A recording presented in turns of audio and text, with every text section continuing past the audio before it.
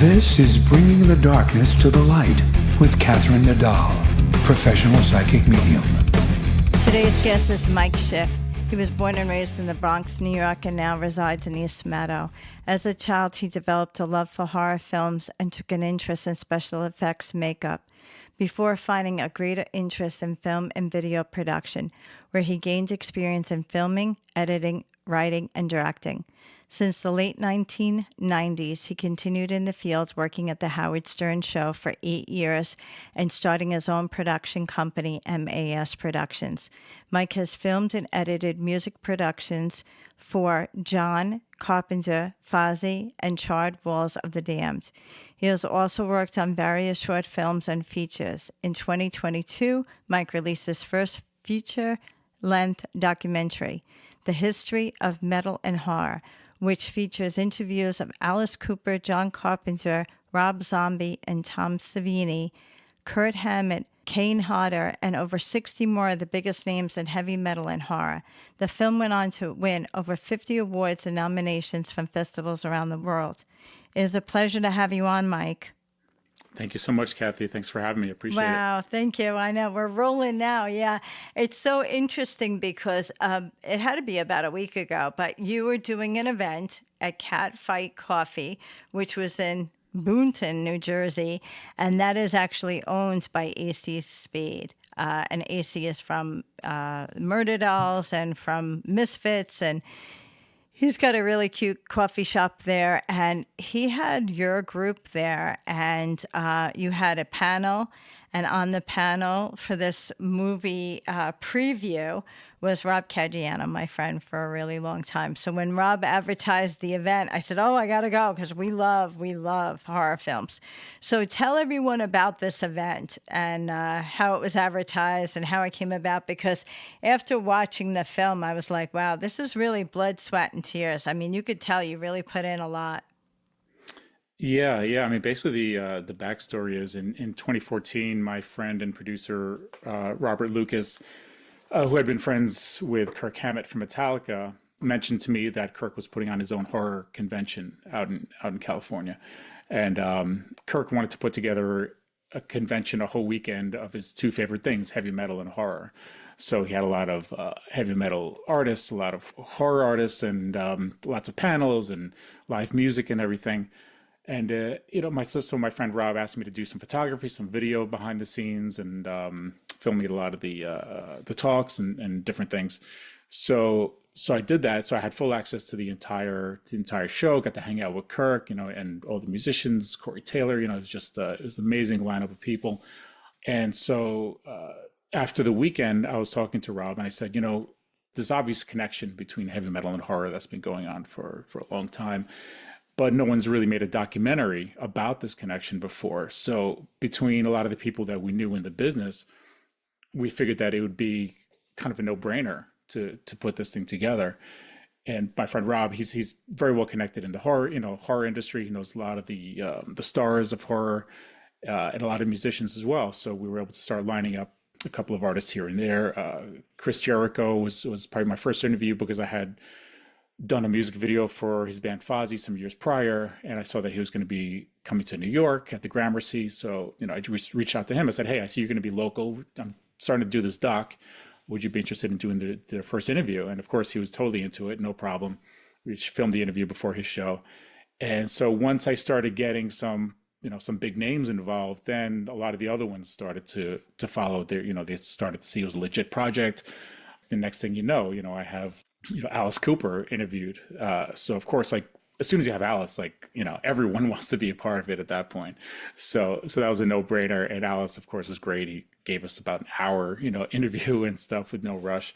Got a lot of great stories with a lot of the artists. But so basically, it was reaching out to people we already knew, reaching out to management, asking if we could interview their artists. Going to horror conventions, going from table to table, asking if people wanted to be interviewed while we were there that weekend, and that's how it all came together. And took about six and a half years to put together for various reasons. There was just scheduling with a lot of the people that we interviewed, and personal crises in my life. family members dying and things like that. So there were a lot of breaks along the way. But finally, I didn't give up on it. And got to push forward and got it done. Well, I really have to give you so much credit because as it starts, you are actually bringing in people that are like subject matter experts on, the relationship of horror and how people are interested in watching horror, like where that comes from. And then bringing in like family members of some really scary characters that have been in horror films. They're family members because most of those people now have died over the years. And there's key spots of people that are actually coming in and saying, my parent was known for this, or, my family is known for that, and you look at the name and you're like, oh, wow, that was that character, there's a name recognition, even though horror goes back, many, many years. And it's interesting, you make a really good point, because I didn't really realize how close those two really ride side by side. Just in October, I was working in Salem, Massachusetts, and I was there as a psychic medium, and they said, we're going to share space with the 50th anniversary of the Texas Chainsaw Massacre. And I said, oh, well, this is cool. Like, I like this, and we thought there would be a lot of people at that. So we'll be very, very busy meeting a lot of people. And one of the most interesting people I met that day was their guest musician, and that was John Christ from Danzig. So he was there with his guitar, and he was talking with all the fans, but they have a huge following. That Texas Chainsaw Massacre, I mean, people were lined up. They were doing, signed, photographs, and people were talking about certain scenes and how the scene was shot. And I mean, people really wanted to know what was going on in the behind the scenes part of the film, not just watching the film, but, what was it like that day? And how did you decide to be in that particular area, So I found that fascinating. Yeah. No, it's just being able to meet a lot of these horror and heavy metal icons has been amazing, because growing up as a kid, I didn't get into metal until a little bit later, but horror came very early for me. My dad was a huge horror fan. He grew up with the Universal monsters, and then of course his favorite were the Hammer films. Curse of Frankenstein was probably his favorite horror film of all time. So there was a lot of that in my household very early on. My mom wasn't so much into it, but she was very much into just the arts and different forms of entertainment. So she never was against anything that I wanted to see, and she never gave my dad a hard time about introducing me to horror. As long as it wasn't like over the top, but responsible. She was all about me sort of exploring that side of me that had this interest. So I got really into horror in probably the mid 80s, I think. And once VHS became available, I just started renting horror movies every Sunday, $1 a day at the local video store. And it was just 5 horror movies every week. And I'm just binging. And it was cool. And then I wanted to get into special effects makeup. So I started doing that when I was in, junior high, and I'm bringing horrifying things to class and scaring everyone and stuff like that. So my dad was excited that I was into horror because he loved horror, and my mom was excited because I was creating stuff artistically. So it was cool. So I didn't have like that type of household where my parents would just give me a hard time over the stuff I watched or the music I listened to or anything like that, because when you see that your kid is kind of on the right track in life, you don't stress about that type of stuff. So but yeah, so I just love, metal and horror, basically. So I've been with it for a long time. Yeah, I find it really interesting because when I go back and I think of the horror films that really I still watch to this day, as The Omen, The Exorcist, Rosemary's Baby. Like, I really like the 70s. There was something really like eerie about that really early 70s stuff. But I really like the idea that you got into the makeup, because that is the piece in the horror movies that makes it all so believable. When regular people are just getting stabbed in the back, it's like, okay, well, that was scary. But when you really see the monsters and the creatures come out, that's when you're really like, wow, what is going on here, right? Yeah, for sure. What was one of the most I don't know, I guess the proudest moment you had creating like a kind of gory scene, or what was your best prize that you felt that you had made realistic? Well, I mean, I did special effects as sort of a hobby. I never took it far enough to work professionally. So it was always just kind of fun. And I would do some effects, some stuff for friends' films. My friend had his thesis film at City College. He wanted to do like a vampire film or whatever. So I did the teeth, I did the basic makeup and some blood and a decapitated head and stuff like that. So that was a lot of fun. But I mean, probably one of the proudest moments actually came years prior. I think in high school, my film teacher brought in a special effects makeup artist, and he was doing like in class demonstrations of how to turn. I think he turned a kid into a werewolf or something like that. So I brought like a bag of my stuff that I had made at home, and I wanted to get like a professional opinion on what I was doing. And he's looking at my work, like corpse arms and little figurines and things like that. And he just looked at me. He's like, "You have talent, right?" And I was like, that just made me, it was just like amazing to kind of hear that from someone who's been in the business for so long. That I'm here as just this teenager, just kind of exploring this hobby or whatever, and it's being recognized by a pro, and you could tell he was like legitimately impressed with what I was doing, and not just saying it. But after a while, I start getting more interested in writing. I'm starting to write.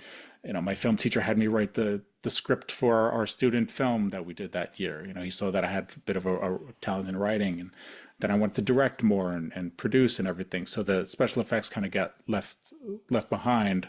But at the same time, I still kind of brought it out every now and then. I mean, I did the special effects for my documentary, and just quick story on that. It's not like a straight up documentary, but there is a 13-minute short film hosted by Michael Berryman. It's a narrative film that sets up each chapter of the documentary.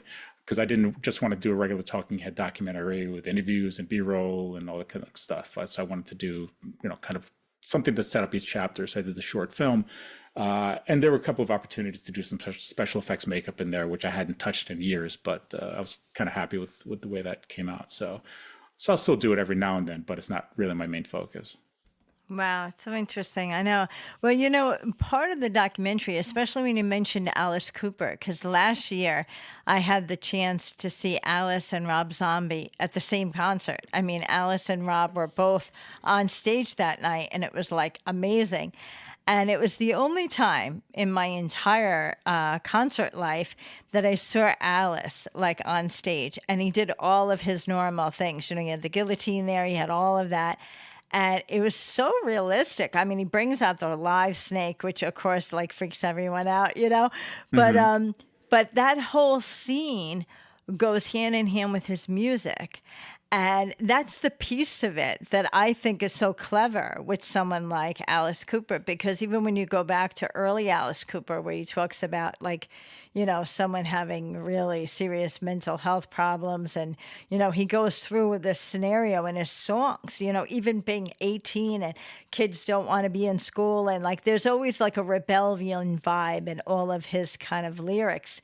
But he's so deep, and you can see him acting all this out on stage that, with the lights and everything, you could feel a little scared, during it really takes on a whole different thing when you're live versus watching just a video on YouTube, Yeah. So, and even Rob was running, I don't know where he gets his energy from, but he was running back and forth on that stage like incredible.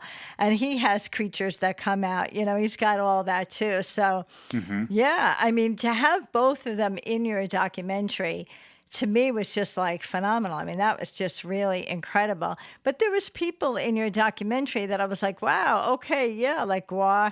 There's other people that are in different levels of music that are very expressive and very creative, but it's clearly different music. So do you want to talk about some of the other artists?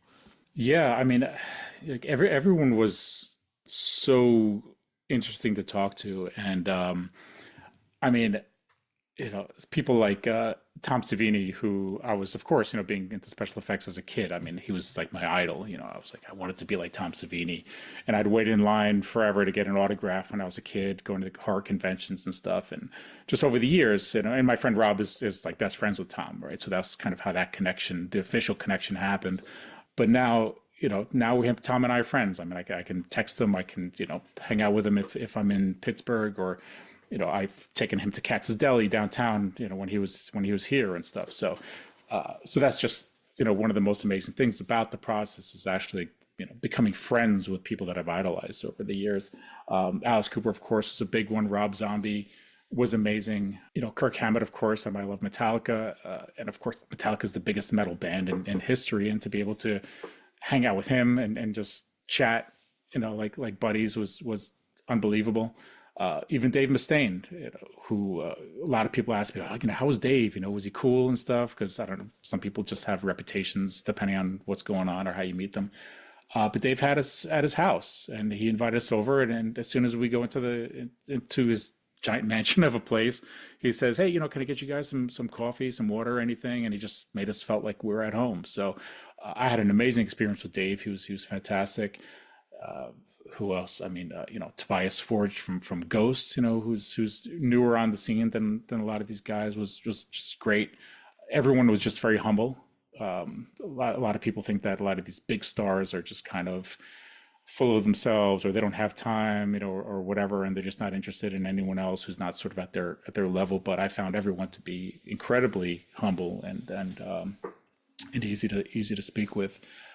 And one thing that several of them said to me was that they really, one of the reasons why, if they had the time, they would give me, over an hour of an interview, is that when they're, especially the musicians, when they're on tour, they do tons of interviews, but they're always asked the same thing, so tell me about the new album, tell me how's the tour going, what's next, and it's all the same kind of questions, the same answers that they give them. They never really get to talk about some of their passions, and in their case, their passion was horror films, and they love to be able to talk about that because they just rarely do. A few have. Corey Taylor has been interviewed more about horror, and Chris Jericho, of course. They've kind of been known as like metal artists who are just horror fans and stuff, and they'll talk about it. But when I was doing my doc, like none of them had really had long discussions about horror films in that way, for at least for a documentary. So they were very generous with their time, and they just had a passion about talking about it. And they loved talking about not just like, hey, what's your favorite horror film? Oh, The Exorcist, great, cool. But it was more about, hey, when I was a kid, because I'd ask them like what their introductions were to horror, and they say, yeah, as a kid, my dad would take me to the horror films, or I'd start collecting these Aurora models and these model kits, and I build them and paint them and all this kind of stuff. So you're hearing stories from like these big artists, but you're hearing about their childhoods, things that we share in common, because when I was a kid, I was doing the same thing that they are, and so that's one thing that I just really found fascinating. And that's, one thing that I really loved about the process of making the film, is sort of seeing that aspect of them and kind of hearing more about the early days, when they were a kid just like me, getting into this kind of stuff. So that was really cool. Yeah, it's so true, because I think it was also in your documentary you had mentioned Kiss, remember? With Kiss, Yeah. with the makeup and stuff, So do you want to talk a little bit about that, about how they kind of you transitioned to talking about like Kiss? Yeah, Kiss they were one of the originators, at least Gene Simmons was. The whole band overall, which with the makeup and everything, was eye catching. It brought music to a different level. Where, of course, the originators would be, like Alice Cooper and before him, just before him, Arthur Brown, who was not a metal guy or anything, but he started putting the makeup on, and the makeup was kind of scary for that time. And Screaming Lord Sutch, both out of England, bringing horror, sort of like creepy stuff into their music and their performances. But then, of course, this Kiss, and Gene Simmons wanted to be the demon in the band, so he'd have like the demonic makeup and outfit, and he spit blood and stuff like that. So that definitely kind of changed the game at the same time, because now there's like more gore on stage, and that's something that people hadn't really seen before. Alice Cooper was doing a lot of creepy stuff, of course, and he's one of the originators. But yeah, Kiss was a huge influence on a lot of the artists that I interviewed too. A lot of them mentioned Kiss. When I covered the Kiss sort of segment, talking about the originators of where this came from, and a lot of the newer artists talk about, when I saw Kiss, and it was just like it changed everything, and it just influenced me to make me do what I want to do and what I've been doing. So yeah, Kiss was a big one, and I did try to get Gene Simmons to be in the doc, but there's a little block with management and stuff like that, so never really happened. Yeah. Well, let me tell you, talking about all this, I feel like I'm going back like through memory lane, because I remember clearly. I mean, I was a little girl, but I grew up in the 70s, and it was probably the late 70s. Ozzy Osbourne was getting so much attention for biting off the head of a bat, supposedly or allegedly or whatever. And I remember all of the parents, like at the school, like, oh my God, you can't let any of the kids, like, get involved with that. And all my cousin in Brooklyn wanted to do was talk about Ozzy Osbourne. So all I wanted to do was talk about Ozzy Osbourne, So it was just like whatever they told us we shouldn't get involved in, the kids just ran to it faster. And it was just like, that was a whole big thing. So obviously you couldn't get Ozzy for your documentary, but... I tried. I got close. I actually got very close. I was in touch with his manager for over a year, and they were into it in the beginning. His manager was like, yeah, let's try to set it up. Right now is not too good. Ozzy's on tour. Follow up with me in a couple of months. And I did. And then he said, Ozzy just had this accident, and he's messed up right now. He's not going to be able to do it. So it just, for over a year, this kept happening. There were other issues of why you couldn't do it. But I did get very close. And of course that would have been amazing to have Ozzy in the film. But, it's just, time went on and things just didn't work out. So that kind of fell apart. Now, at this point, it's too late to do it. But yeah, I mean, the Ozzy thing, of course, Black Sabbath was the originators of metal. I think everyone would agree to that. And they really changed the game as far as bringing in, making music dark and creating this new sort of genre of dark and heavy music. But yeah, when Ozzy went solo and did the whole bat thing, I mean, he thought it was a rubber bat, because people were throwing stuff on stage, and someone threw a rubber bat on stage, and he thought he was just going to bite a rubber head off of a bat, and it turned out to be a real bat. So he didn't even know that happened. So it wasn't. But of course, when it gets out to the press, it's like, oh, Ozzy, he knew there was a real bat, and he bit the head off of it and stuff. But he did actually bite the head off a bird at the record executive meeting, I think it was, and that was like a publicity stunt that I think occurred prior to that, if I'm not mistaken. But so he did already have that sort of reputation, and biting the head off of a real bat, which he didn't really intend to do, of course. Got his name in the press a lot more, and yeah, so that was one of those interesting stories. Yes, those were the days, right? Those were the days. Yeah. But actually, just going back to Kiss real quick, like I remember being a kid in the 70s and seeing ads, when I'm watching cartoons and I'm seeing ads for these Kiss action figures, and just the commercial freaked me out. I don't know how old I was, but I remember seeing the commercials, of like these creepy looking figurines and stuff, and I didn't know what Kiss was, and everything. I just thought these were like these really scary, toys that they for some reason are advertising with my regular Saturday morning cartoons, which I couldn't figure out. But that stuck with me for a long. I remember like the feeling that I had when I saw that commercial. So they were advertising the Kiss to kids, like that's all right, whatever. But it was in hindsight, it was pretty cool. That was really amazing time. I mean, I'm dating myself, but I mean, I'm in the 70s, growing up in the 70s, and you're right that there were things, even in regular commercials, that nowadays you probably wouldn't necessarily see that, So it's kind of interesting. It was a different period of time. But you brought up something during the documentary, and I was like, oh, I was so glad you brought it up, because I'm a huge fan. But there was this big conversation about Dokken, and Dream Warriors and the song and all that. So do you want to talk a little bit about that? Because that actually like gathered a lot of conversation like afterwards. I think there was some question and answer time, and someone had even asked about that as well. So that's kind of interesting. Yeah, I mean, I have Don Dokken in the film, so like, of course, I have to talk to him about the Dream Warriors because that was a big deal. Because around that time, they really started putting a lot of metal into horror films, and it wasn't the first one, but it was definitely around that time when it became popular, where now you're buying soundtracks to horror films that have metal music in it, and so that was a big deal to have Dokken on there, and basically Don talks about not coming up with the title Dream Warriors, but but it has to be in the song and the chorus and everything. So he talks about that and how they used.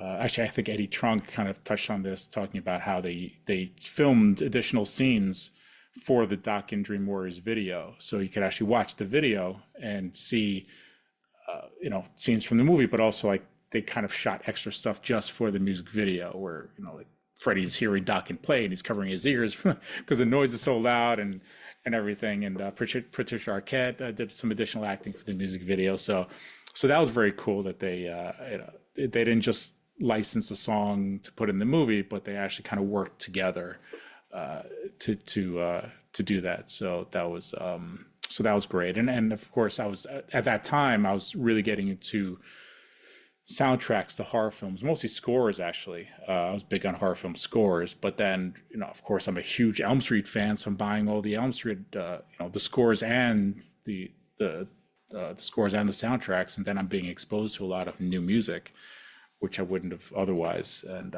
so yeah, I kind of started getting a little bit into metal at that time. I think horror kind of in that sense introduced me to metal. So that sort of helped the process along the way also. And Don had some great stories to tell. Also growing up as a kid, he grew up in foster homes. These are things that we don't really hear about, and being dropped off at horror films. So that was his introduction into the genre. So he was great to talk to about that. Yes, part of the question and answer at your event I found so interesting because there is kind of like what I would call like there's a Jason club and then there's a Freddy club, and there's groups of people that are really following one more than the other. Like are they more of a Freddy or are they more of a Jason? Or the ones that I was sitting there, because I had a list of them in my head, and I'm like, nobody mentioned this, nobody mentioned that, but they're not those series, the one after the other. But the ones that I really liked, which you just touched on when you talk about music, but it was a classic one that John Travolta was in, and it was called Blowout. And do you remember Blowout? I don't. Yeah, know. So he was kind of an up-and-coming guy, but Blowout was very similar to Carrie around the same time. Carrie was, very scary movie as well, but it was interesting because you remember those for things that happened in the film. There's certain scenes, if you say Blowout, someone might say, what was it? And then you say John Travolta, and then you say this scene. They go right to that scene. And Carrie with the hand coming out of the grave. Or Carrie, that terrified me. Carrie being on the stage with the blood coming down, All of that stuff to me was like, and there was music to those movies, So I thought it was really, Amy Irving was the girl that was the friend of Carrie. And she was the girl that went to the grave. And at the period of time they filmed that movie, Amy Irving was like a very famous actress at the time. So she got a lot of like highlights at the time. So it's movies like that. And like, on my show, I've had Monty A. Milnick as a guest. He's the tour manager for the Ramones. And he and I have had conversations about so many different stories about the Ramones, because he was their tour manager. So he traveled around with them all the time. And he told me about how Stephen King was such a big fan of the Ramones and he had invited them over. So when you kind of focused on that part in your documentary, I was like fact checking and I'm like, yeah, that's exactly what Monty said, because they had gone to the cemetery, and the cemetery they filmed that in was the Sleepy Hollow Cemetery. Right. And Monty always kind of like says, go back and look at the video when you get a chance, because the headstone next to where they were playing in the grave says Melnick on it. So there's a lot of little things that you can look at, you know. But because I had said to him, I said, Monty, I said, you know, you could see them with the smoke coming out of their mouth when they're playing. He said, it was freezing that night. I said, that was real smoke? He said, yeah, they really played in the middle of the night, you know. They got all this permissions and stuff. So is there anything you want to add about that? Because Yeah. Well, Marky Ramone's in the film. I got to interview him. We interviewed him at a recording, practice, drumming rehearsal studio in Brooklyn that he goes to a lot. So he told us the story about Pet Sematary, and he said that Stephen King was a huge Ramones fan, and so they worked together and they got a song, you know, Pet Sematary, which is probably my favorite Ramones song, in the film. And there, you know, there's a scene with the truck driver who, you know, kills the kid. He's listening to the Ramones while he's driving, and that's, you know, part of the reason why he's probably distracted and stuff and everything. But so they did film in that cemetery, and it was freezing, and the vapor from their from their mouths in the video is legit, because it was that cold, and they're out there for a long time, because, you know, they're not just like walking around like, all right, get the B-roll and throw it in with the music and stuff like that. Actually, there are big scenes happening in that cemetery in the music video, so that takes time to set up, and then you got to get the band out there, and they got to play, and then probably do a few takes or whatever. But yeah, they were cold. They were cold out there. But yeah, so that was and the Ramones isn't really, they're not like a horror band, but they were all fans of horror. You know, Joey and everyone, they loved horror films. They go to horror films all the time and stuff, and they did have some horror lyrics here and there, some creepy album covers and stuff like that. But you know, Marky had huge knowledge of horror films. He was a horror fan since he was a kid, and so he was able to tell some really great stories. And also, you know, artists of that generation just have a lot of great knowledge to share, because, you know, their lives just span such a large time frame. So it was great to hear about the horror films that he was into as a kid, and then what he, you know, still got into later on, and then the connections to the horror films, you know, like Pet Sematary. Yeah, it's pretty amazing. You know, speaking of Stephen King, you couldn't get him, obviously, right? No, you know, there were a lot of people that, you know, I think there were some who I felt I had a better shot at, just because, you know, they have a greater history of doing interviews. Stephen King, you don't see him too much, and I just felt like, you know, he's not someone who's sort of in the circuit in a sense. I think he kind of stays to himself. He doesn't go to horror conventions. He doesn't make these appearances where you have the opportunity to meet him. You know, a lot of the people that I have in my film, at some point, they're fairly approachable. You know, you can meet them at a book signing, an album signing, horror convention. You know someone who can put you in touch. You know, I think Stephen King is a little more secluded in that sense. He doesn't really make himself available to these types of interviews. So I just felt like, you know, I don't really know that it's worth the effort to try to get him. Of course, you know, if for whatever reason I felt like there was a good shot and it would be something he'd be interested in, then for sure. But yeah, that didn't work out. Some of his movies, I mean, The Stand, right? So he had that one.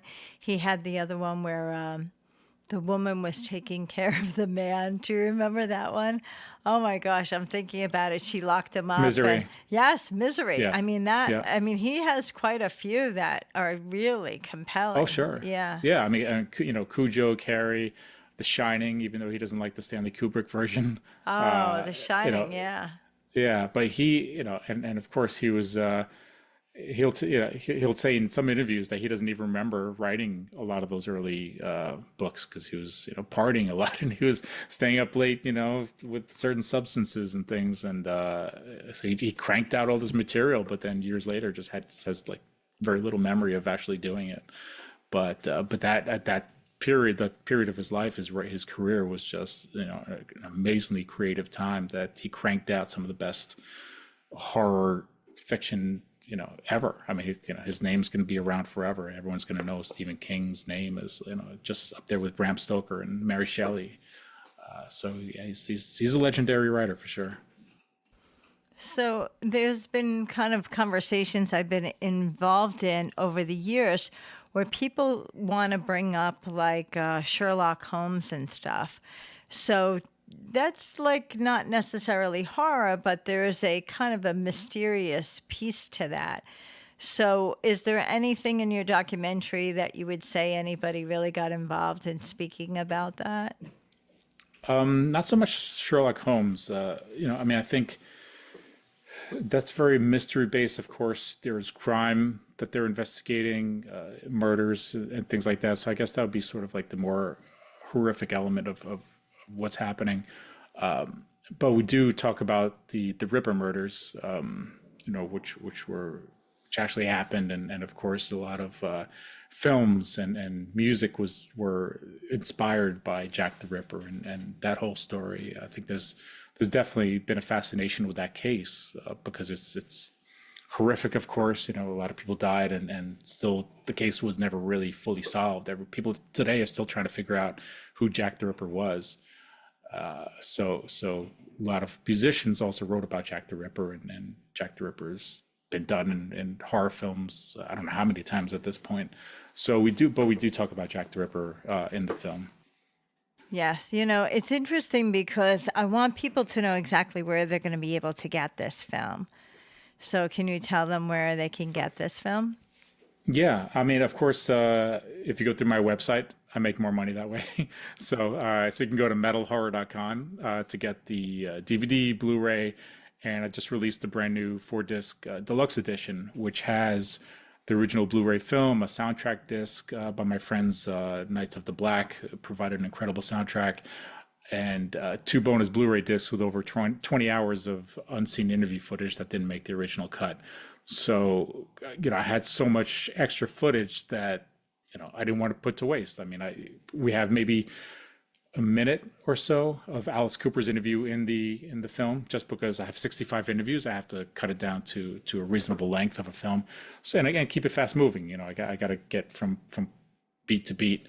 But Alice gave us about 45 minutes of good interview time. So I'm sure a lot of Alice Cooper fans would love to see him telling longer stories about growing up as a kid, about introducing fans to his music and his horror that he was creating on stage. So I have tons and tons of additional footage in the deluxe edition. So metalhorror.com is where we can get all that. Of course, it is available on Amazon and a couple of other places. And if you're only streaming, then you could also go to my website to see where it's available. I'm also Amazon Prime, Apple TV, Screenbox, and a bunch of other ones that you can catch it on. So yeah, so it's available in a couple of different places. Okay, so that's great. So I'm glad we got that. We will direct people to that. And, going back to your bio, I find it really interesting that you worked with the Howard Stern Show for 8 years. Can we talk a little bit about that? I've been a huge fan of Howard since probably the 1980s. Oh, yeah. Yeah. I go back to his movies and all the antics that he used to do over the times He's still on the radio, believe it or not. He's like, he's still out there, So, while you were working there, was there any time that you felt like you were able to develop creatively because of him or because of things that were happening on the show? Did any of this in some way kind of lead you towards doing this documentary, or it's so far removed? No, well, if I hadn't worked there, the film would have never gotten made. Basically, I started working there, I think it was in 2007. My friend Carlo was friends with Doug Goodstein, executive producer at the Stern Show. originally the E Show, and then Howard started his new TV show when he switched to Sirius Satellite. So my friend Carlo got an editing job, freelance or staff at that time, and then they needed a couple of more freelance editors. So he reached out to me, said, "Hey, Howard's starting this new TV show.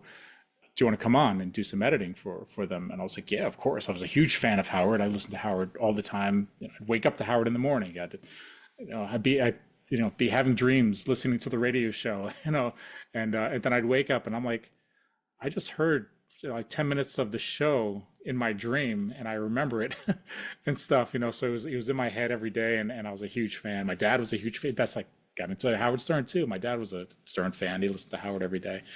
So that's how I got into him. And yeah, so working at the Stern Show definitely gave me a creative outlet, because we were doing some original programming, and I was also, then I started doing more camera work, and then I got a producing position there full time. So we had some liberties to do fun stuff, like a Halloween special, we did like a little trilogy short half hour Howard Stern horror film type thing with a few people from the show. And so that was a lot of fun. So there I got to get really creative with some of the guys, and Richard Christie and Sal Governale. We did some of that kind of stuff. And Richard, of course, is a huge horror fan, like a hardcore horror fan, but also a musician. He has the band Charred Walls of the Damned, who did some music, and he had me do 2 music videos for them. So I got to do music videos, for this metal band, which was a lot of fun. And Richard introduced me to Rob Lucas, and Rob Lucas brought me on board to do the Kirk Hammett show. And so it all kind of worked out that way, and one thing that I find really kind of fascinating when I think about my life and how things came together, I look at like just these one moments that if you were to miss that one thing, if you just weren't at that right place at the right time, like none of this would have happened, and I go back to, I think in the late 90s, it might have been like 98, 97, 98, and I'm at a Prince concert, because I was a huge Prince fan for a long time, and standing in line, and there are a couple of people, talking, and then we just get into conversation, and then next thing you know, we're keeping in touch, and we're good friends. And my friend Alan, who was at that show, he's like, "Yeah, I really want to get into, I'm thinking about doing martial arts. There's this Jeet Kune Do class. They're offering a free session in Manhattan. Do you want to go check it out with me?" And I was like, "Yeah, let's go check it out." So we went there, did the session. He didn't follow through, but I loved it. I continued on with it, did martial arts for a bunch of years, and that's where I met my friend Carlo, who got me the job at the Stern Show. So it's like, so everything up to now with this documentary, would have never happened had I not been at that Prince concert at that point, in the line, just meeting these people and stuff. So I'm always just, it's kind of a long story, but I'm always sort of fascinated about how, like, just that one moment changes everything. Well, I'm really glad you shared that, because Prince was a very spiritual guy. And when you listen to his lyrics, he always has like a kind of a deep hidden meaning, that he really saw the universe in a particular way. And he would have, agreed to that, because there are a kind of what we call chain of events. And you can, if you don't follow through one of the chain of events, none of the other chain come together. Right. So that's what they say, like, is it kismet? Like, were you supposed to have this happen? Like, a lot of people have that kind of conversation, like, is our life already predestined? Mm-hmm. And we're just kind of walking through the steps that have already been walked? Or are we really that in control of our life, But I find it interesting that what started your path was started by a guy who was very spiritual himself. So it means that there's like an underlying path of spirituality to your whole project. And I think after watching your movie and seeing the connection of the people, because, that's why I think people need to buy your film, because there's a proper balance of bouncing back and forth. And you do it so where you can just follow it along. You're getting involved with music, and all of a sudden they bring you back to horror again. And then you're following this horror, and then they bring you back to the music. So you're actually in both worlds simultaneously at some points. And I thought, well, this is really very clever, and I'm not sure how many people picked up on that, but I was like, oh, all right, I see where they're going now. Like, so when you said earlier you're a writer, you really are a writer, because when you're writing, like I wrote 2 books, but when you're writing a story, you know where you want the reader to go. And in your film, by bouncing back and forth between the 2 worlds of horror and, music, you can see where you were going next. But you really have to pay attention to see where you're going next with that. I found it fascinating. Thanks. Yeah, and I did just want to make something that was just going to be just for the fans of these two genres. I wanted to make something that could also be interesting to people who are into music, or just into whatever, but just, or maybe they were just fascinated by the whole censorship issue in the 80s, when horror and metal both at the same time became very controversial, and the government was trying to shut things down and put warning labels on stuff. So if you're sort of into history in that sense, I mean, there's a strong historical aspect as far as that goes, but then also like the history of horror, which is a big thing in the film, which we start with, which is a very, very long history that goes back, probably hundreds of thousands of years, when early humans were, starting to tell stories about horrific things that they were experiencing, out in the wild. And then, the history of music, where did heavy metal come from? If you're just interested in sort of like the historical aspect of like, where did this genre come from? What came from the blues, and everything. So yeah. So if you're interested in history, then I think you'll probably get a kick out of it too. But of course, if you're fans of Slipknot, if you're fans of John Carpenter or whatever, you'll get that for sure. But then you'll also get a little bit of knowledge of history as well. So I wanted to make something that wouldn't just appeal to the hardcore fans, but just sort of people in general who are sort of into that kind of stuff. I really think you bring a good point, because a lot of the audience, is a younger audience now. And some of us lived through a lot of that stuff. Like, I literally remember watching those, debates, and they had people at the congressional floor. They had Twisted Sister and Dee kind of, making his proclamations about the music. And there was groups of people that just wanted music to stop, and they really had to fight, and that talks about our freedoms, so that's really important. But also in your documentary, it brought up, it touched on it. It didn't go into anything too heavy on it, but we lived through it. And that was the Satanic Panic. And a lot of people bring that up. And most of the people that talk about it are the people that lived through that. So do you want to touch a little bit on that? Because the younger audience wouldn't know what that means. Yeah. I mean, in the 80s, especially when I mean, it was a lot of it was just based around kids who were just getting really heavy into horror and dark metal and Dungeons and Dragons and stuff like that. It was scaring a lot of parents, because unfortunately there would be, rarely, but there would be a few instances where some kids took it too far and did some terrible things. So of course, whenever something horrific happens, you got to have someone to blame. When you can't blame those kids anymore or whatever, you have to blame where they maybe got inspired by something. So then they started going after the horror films and the music. So it was a huge scandal over here. And in the UK, they had the whole scandal of the video nasties, they called it, where they would ban VHS tapes from video stores because they were too graphic. You wouldn't be able to get Evil Dead at your local video store in the UK because it was on that list, and if it's on that list, you're not getting access to it. And there was no YouTube, there was no streaming, there was no nothing. So if you couldn't get it, if maybe you were lucky to get a bootleg copy that's, that people were peddling behind the scenes or something like that, but there was nothing that was easily accessible. So if they pulled it from the market, like, you're not seeing it. And then of course you're really curious, like, oh wow, I can't get it, but now I really want to see it. And then you're trying even harder to find out where you can see it. And of course, eventually you do, because you figure it out. But that's how it was with metal and horror in those days. You know, late 70s throughout the 80s.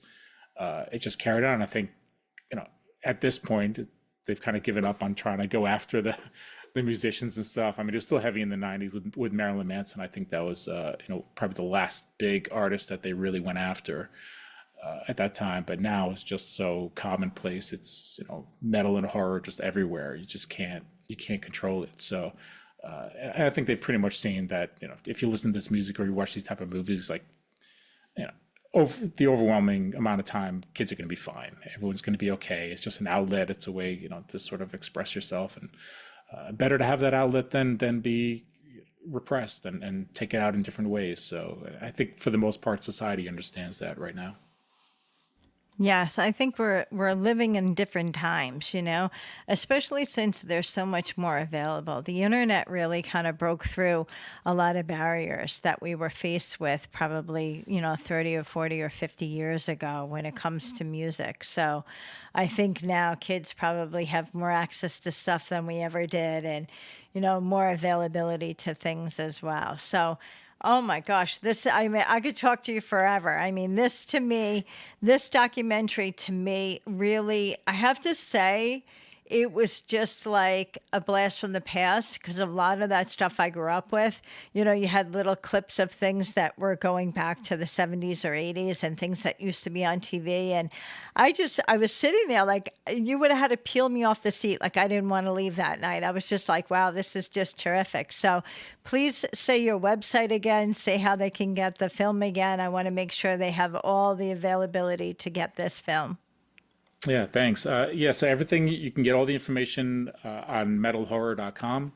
Follow me on social media at the Metal Horror, and you know, I'm more than willing to have conversations with people. If you want to send a message, if you want to get any more information, be happy to chat with anyone, and just keep spreading the word, and hopefully moving on to other projects along the way. And yeah, it's been a fun ride so far, and I'm staying on the track.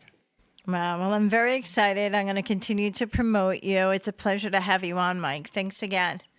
Thank you, Kathy. I really appreciate it. Thank you. You have been listening to Bringing the Darkness to the Light with Catherine Nadal, professional psychic medium, Dream Central Station, LLC. My audio editor is Al Hemberger at the Loft Recording Studios in Bronxville, New York. This is WNEW 102.7 FM radio.